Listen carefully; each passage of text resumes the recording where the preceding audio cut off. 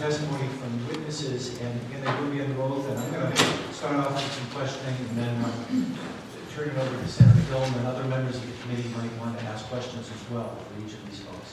And the first person we'd like to invite is Julie Flynn.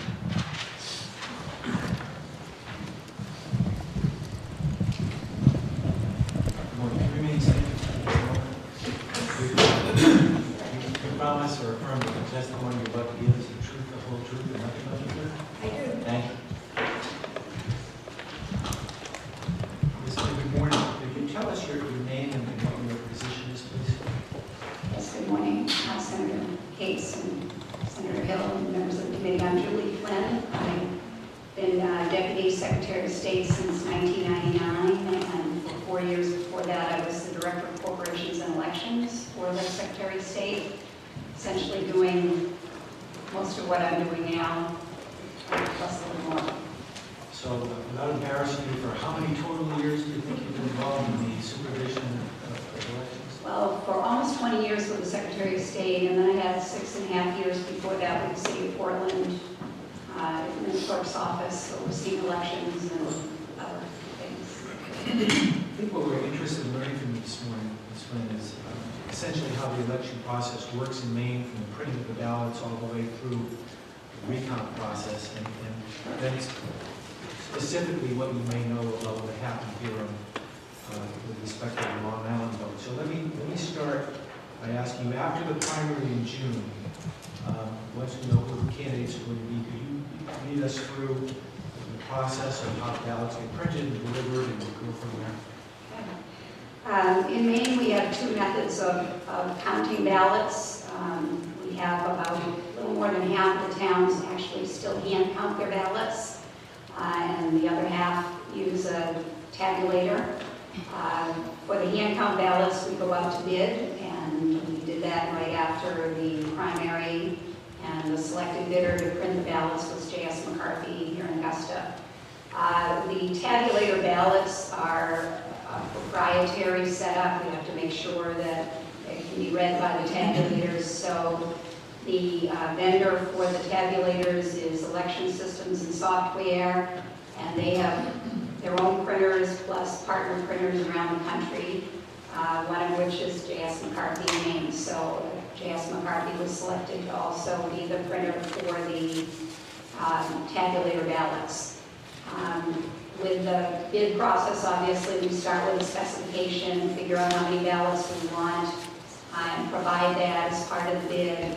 And when the selected bidder is chosen, then we work with them to prepare camera-ready ballots. We have software that allows us to lay out the ballots in an identical format across the state.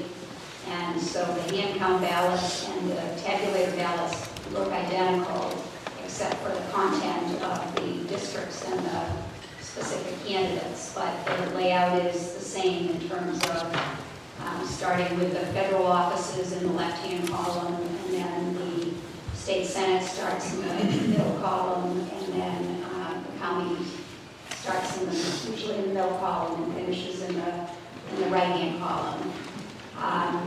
We provided for the McCarthy's for the tabulator ballots, again, the number of ballots that we wanted printed. I don't think we need to go into tabulator ballots this morning. So with respect to Long Island, how do you know what to put on the ballot? Okay. Well, first is we decide how many ballots we're going to provide. And what we do, we print ballots and seal them in lots of 50. That's been a convention that we've had for as long as I've been in elections. So we take the number of active registered voters at the time, usually around July or August is when we were figuring this out. And we decided for a gubernatorial election with a hotly contested referendum question 1 that we would print 85% of the active registered voters. Now, in the case of Long Island, they had had more than 200 voters turn out in presidential years, and we did not, because they're an island and remote, and because they are a unique ballot style. In other words, Long Island is one of 2 communities in Cumberland County that hand count their ballots. And so Long Island did not share a ballot with any other town, so we couldn't, if they ran short, we couldn't borrow ballots, we couldn't get ballots out on a boat to them in a timely manner. So we decided to round up and print the next highest 50. So we provided them with 250 ballots. These are shrink wrapped, as I understand? They are shrink wrapped in packages of 50. Now, for hand count towns, we sent them together in the same package. We sent 2 packages of absentee ballots and 3 packages of election day ballots in one carton from the vendor, and then inside the absentees were segregated from the election day ballots. So part of the chain of custody starts with the printing contractor. We make sure that they know how many ballots they're printing. We provide them with a shipping label and a United States Postal Service signature confirmation slip that we have made out in the name of the clerk. And so the ballots are delivered by U.S. mail, and they require a signature from someone at the town office. That provides us with tracking of the package from when it leaves the printer to when it's delivered. Additionally, we provide, under separate cover, a receipt of ballots. And I think I can show you.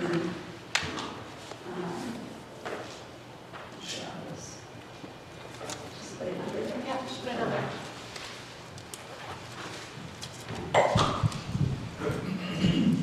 Walk around. So this is the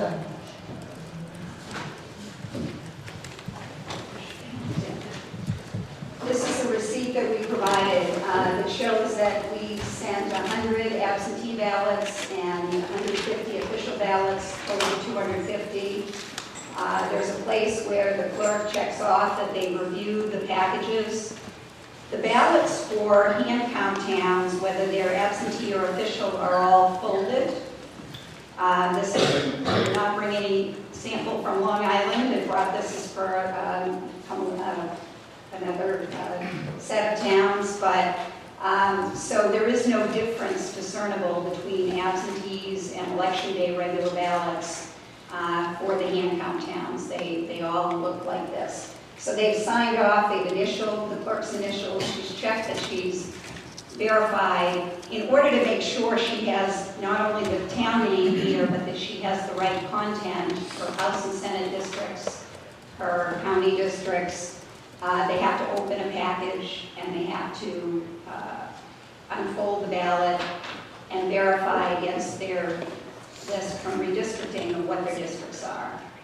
We also have a candidate list that's on our website, and so we presumably are checking the candidates as well, and they're signing off that they believe that they got the right set of ballots. And what you put up there is the actual receipt signed by the, It's a copy of the receipt from the clerk. from the clerk in Long Island? Yes. And she received those on what date?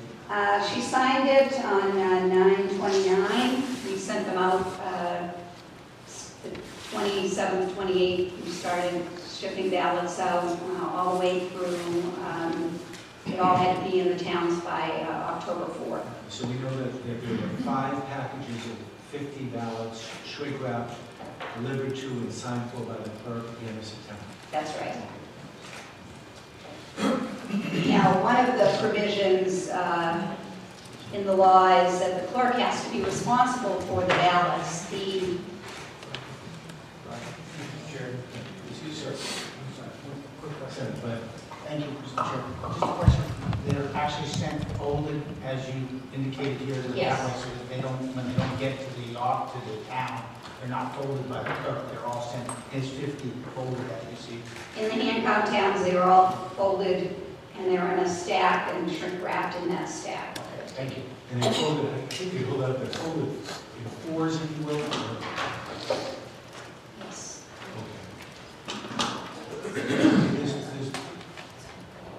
All right. And does the law or your rules dictate once the clerk extra ballots once they receive them, and how they're supposed to be stored between the date of receipt and the day of the election? Or The absentees? Yes, the absentee ballots are for the clerk to start using to issue ballots in response to requests for an absentee ballot. They're supposed to keep those ballots secured.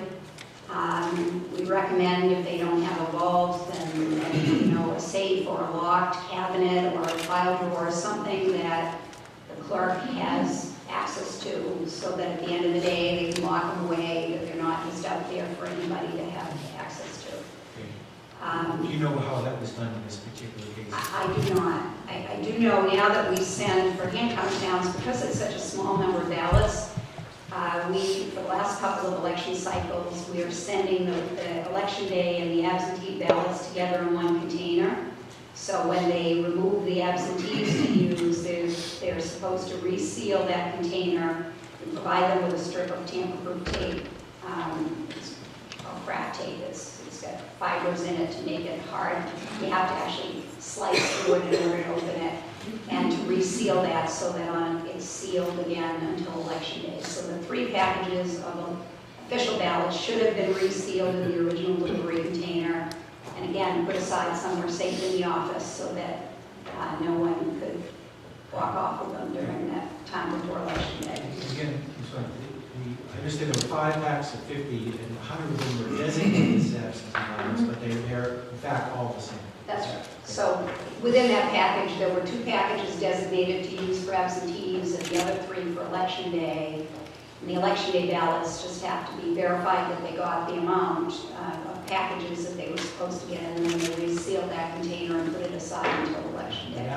Extra absentees can be used on election day when people show up to vote if needed. That is correct. Okay. All right. So, yes, sir? Senator Dunn. Thank you, Mr. Chairman. The overseas ballots, which play a part in this song, they're usually available 45 days prior to. Yes, we are required by federal law.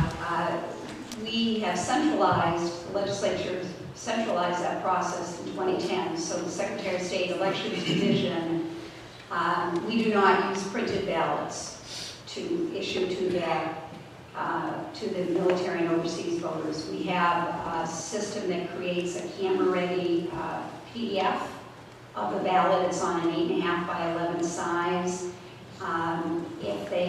We have a system that if the voter requests a ballot to be delivered electronically, they're given a log-on and password to a secure site where they download their exact ballot. So they're printing it off wherever they are located, and they're marking it, and then either mailing it back or scanning it and sending it back as an attachment to an email. For the ones that want it by mail, we have a file in our office where we would go and print on demand, the ballot style for the voter. And we have a process where we're making sure, 2 people are making sure that we're sending out the right ballot to the right voter. And those are packaged for everyone who has a request on file more than 45 days before the election. We send them out more than 45 days before the election, and then on demand between then and election day, we mail out ballots as people request them. So then, none of those ballots, the 5 packets, are used to be used by the clerk to send overseas. That's all done elsewhere. That's right. The only ballots that the clerk would be issuing would be if they have a local election. They send the ballots to the military and overseas for the local election, separate from the state. But the state is the one handling all of the military and overseas ballots. Thank you. Thank you, Senator. So, Senator, Thank you, Senator Katz. Can we just put that receipt back up on the wall for a minute?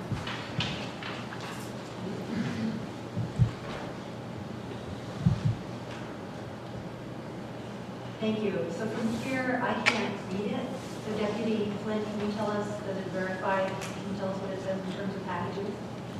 I verified that I have received I'm afraid I don't read swap paper, but you can take it. go ahead and take it if you can. So first checkbox is I verified that I received the correct number of ballots as listed on this receipt. Multiply the number of packages by 50. Each package is said to contain 50 ballots, so without opening it, they're just verifying that they have that number of packages. And then list any discrepancies here, and the clerk has written none, so she got the 5 packages that she was said to have. And then the next checkbox is, I have also checked 1 ballot of each style against the applicable sample ballot I have received, and the offices, candidates, and questions listed are exactly the same. And it says list any discrepancies here, and she's written none. So she does have to open 1 package, unfold it to make sure that the contents are identical to the sample ballots that we have sent her with the receipt. Does the clerk actually count the ballots, or do they go with the assumption that there are 50 in each package? We ask that they count the ballots that, from the opened package to verify there are 50. And sometimes, because they're coming off a folding machine, sometimes there could be 48, sometimes there could be 52. So at least in the initial opening, they want to open and make sure that there are 50 there. And they would note a discrepancy on that form if there were one. Thank you. Senator Gerzofsky. Yes, I want to follow up on that question.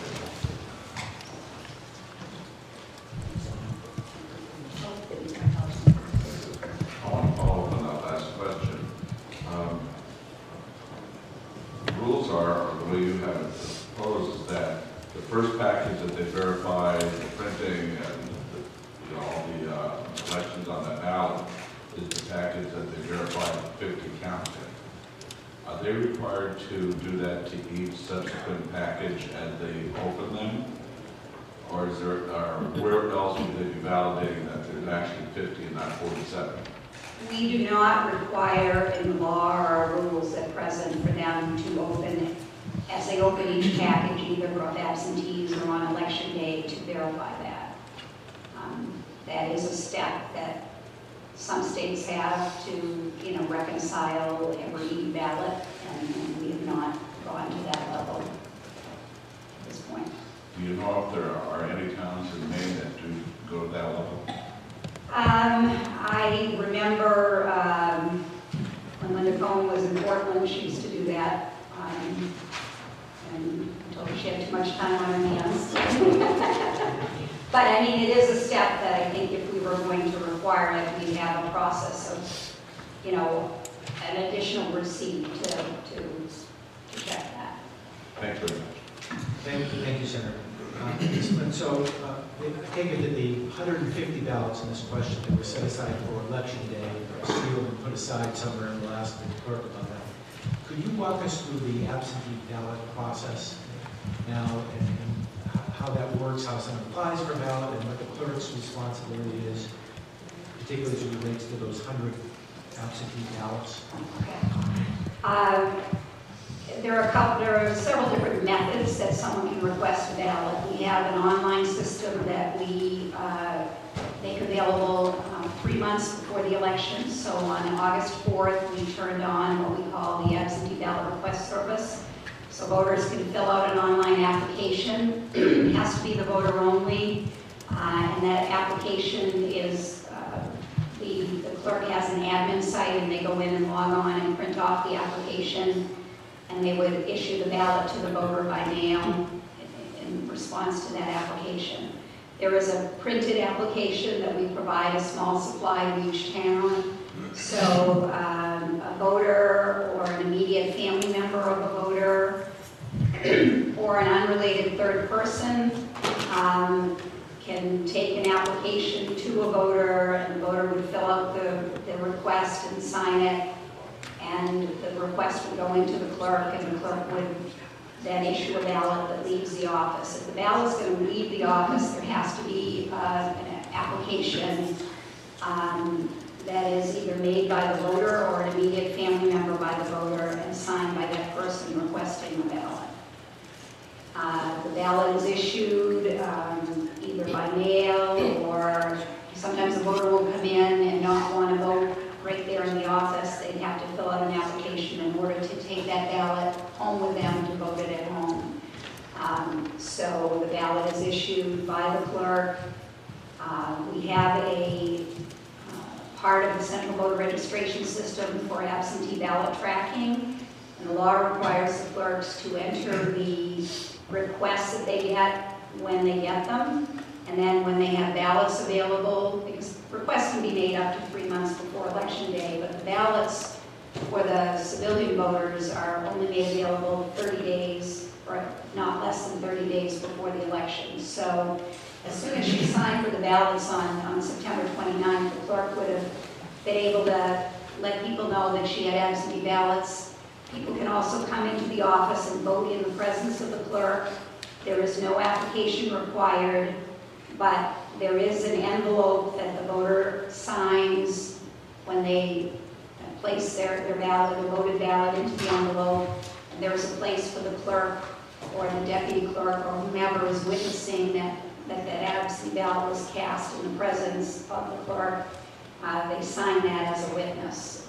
So that is on the outside of the envelope. So you can tell the ones that were done in the presence of the clerk by the witnessing certificate, and you can tell the ones that came in by mail because they have stamps on them, or if they were brought by an immediate family member, you have the application that says how the ballot was requested and how it was issued. And whether the ballot was mailed back in or delivered, or someone walked into the clerk's office to just do it there 7 days before, each of those ballots goes into an envelope, is that right? Yes, the voter is given, excuse me, the voter is provided with an envelope to seal their ballot in, and there's a space on the back flap of the envelope for the voter to sign. So even if the voter, the only time when the voter's signature is not on the envelope of the ballot is when the voter needs assistance in reading or marking the ballot. If they're unable to sign, then they can have a witness, an assistant. And when a ballot has assistance, then there has to be a second person that witnesses that that ballot was cast and there was no coercion, that the voter did request the ballot to be marked for them. So as an application comes in and is filled, if you will, or someone comes in and wants to vote a week before at the clerk's office, take it to the clerk or someone, this is a question, the clerk or someone else, and is there someone else, will take a ballot from the absentee ballot pile and either give it to the person or stick it in the envelope and mail or send back to them, is that right? That's right. And then, once the ballot is returned, either through the mail or personally or however, what's the responsibility? And by the way, who is allowed to, who's authorized to actually handle those ballots, those absentee ballots, as they're being sent out, or they're someone The municipal clerk is empowered by law, and that extends to any deputies or assistant clerks that are appointed by the clerk. So, in Portland, they might have, 15 people that they bring in a busy election that they deputize as deputy clerks, and they're all handling absentees. Long Island, I'm not sure if she has a deputy clerk regularly or if she brings anyone in. I mean, that's a question that she can be asked as to who else they issue ballots, but every town also has a login to the central voter registration system to put the tracking information in. So the clerk has a login, and the registrar, if it's a different person, has a login. In Long Island's case, Brenda Singo is designated as both the clerk and the registrar. Okay, and as the ballots come into the filled out ballots come in the envelopes, what's the responsibility of the clerk with respect to those? They have to first indicate the date and time of receipt. We have a place on the back of the envelope for that. And then they have to, at some point, if it went out of the office, they have to match it up with the application. They should be comparing the signature on the application to the signature on the envelope. Unless the application was done by an immediate family member, then it's prudent. We don't require it, but it's prudent for them to check the signature on the envelope to the voter reg signature, the signature on the voter registration application. But at a minimum, for those that were voted outside the office, there is an application, those get matched up, and the clerk reviews the envelope to see if, did the voter sign it? Was there a witness needed? If it was taken by a third person, there have to be either either one witness who is a notary public or a clerk of courts or a municipal clerk, or there have to be two regular people to witness it. So if a third person unrelated to the voter took the ballot out, the voter would have signed an application designating them to take the ballot, and then that would have to have witnesses. So the clerk should be reviewing that envelope to say, yes, it's okay to cast, we have a checkbox there, and they initial it, or they say, I noted these discrepancies, ballot not, envelope not signed, signature doesn't match, the application or voter file or other. There's a place for them to note the discrepancies. Do you know if in this particular case there were any discrepancies noticed or any irregularities with respect to the envelope that came back? I don't know that. We did not get to that point where we did not look at the absentee envelopes during the recount process. And then what's the clerk supposed to do with the ballots with the envelopes now that have a ballot in them? What's the clerk supposed to do? They should be keeping them somewhere secured. They enter them into CVR and CDR? the Central Voter Registration System, I apologize, and they can print a report to verify that the list of people who have requested and returned a ballot matches the set of ballots that they have. And what I do know is that after Election Day, we have a report of absentee voters that we were able to produce from Long Island that showed 34 people having requested, been issued, and returned a ballot. That list does not show anyone who was issued a ballot that was not returned or that was rejected for any other reason. So I don't know if all the requests were entered, but all the report does show that the 34 people that are in there all returned their ballot and it was accepted. Thank you. And then the Senator Gerzofsky, I'm sorry, I didn't see you there. Thank you very much, Mr. Chair. You're describing the procedure to go through for absentee ballots. Are the ballots that are voted early, people that come into town offices and vote a week or 2 or 3 weeks early, they're treated the same as the absentee ballot? They are all absentee ballots in Maine. I mean, it's just in-person There's no early absentee. voting. It's not true early voting where the ballot is loose and put into a ballot box. They're all sealed in an envelope, and those envelopes are there whether they were returned by mail or whether the voter voted in the presence. It was sealed by the voter when they finished voting and left with the clerk. So we would have the envelope to inspect, and we would have the ballot itself.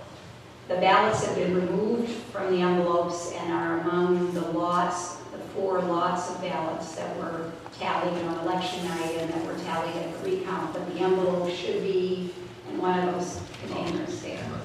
Now, are those registered in the voter list checked off as absentee, AV? The way our system works is once the voter has been entered into the Central Voter Registration System as having a ballot returned and accepted, then when they print their incoming voter list, that AV is already pre-printed on there from the system. So as long as they wait to print their voter list, until like Monday after their mail comes in and they've accounted for all the absentees that have come in through the day before, then those AVs will already be pre-printed on the list. So that would be the same for somebody that came in and voted in the town offices. That's right.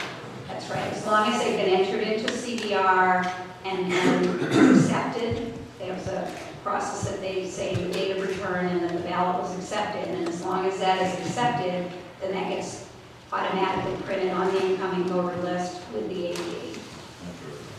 Senator Dunn. Thank you, Mr. Chairman. Julie, I want to just expound a little bit on the question that was posed by Senator Katz.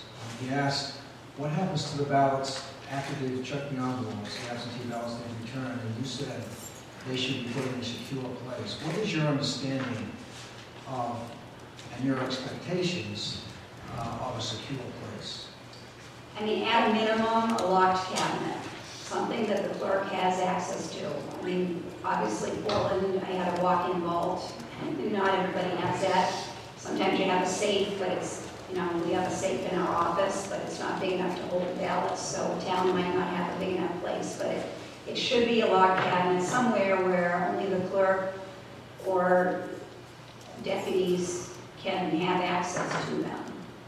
And, you know, it's up to them to provide that location so that they can ensure the chain of custody. So those secure locations could vary from community to community based on whatever the town clerk decides to be a secure place. That's right. And we have talked with clerks over the years who say, you know, I share a vault with the treasurer, should I keep ballots in there? And the recommendation is no. If you've got people that are not clerk or deputies having access to those ballots, then you can't say that those are secure.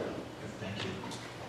And we're going to talk a little bit now about the voting list, but you mentioned how if they wait till Monday night before they choose the election, that all the ABs should be indicated in print on the voting list. Do you know if there in fact were 34 in this particular case that were already checked out? There were 34 ABs, as I recall, on the list, but I don't know if any of them were hand-printed.